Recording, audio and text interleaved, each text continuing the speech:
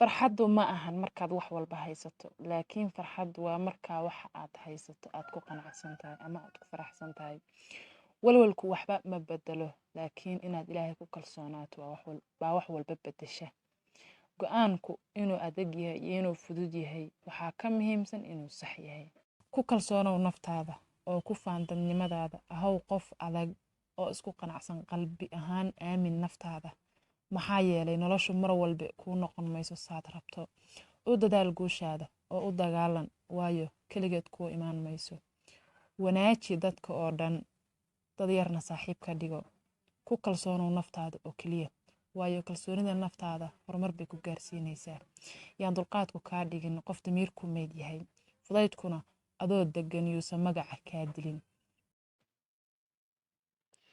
dadku way isbedel badan yihiin, balse qiimahaaga nafeed ha ka dhex eegin wejiyada dadka kale. qofna ha weydiin sababta uu kaaga tegay, keliya u muuji siduu kaaga maarmay inaad uga maaranto. laguma dulaysan karo haddii aadan qof bil-aadan aadan waxba ka sugin.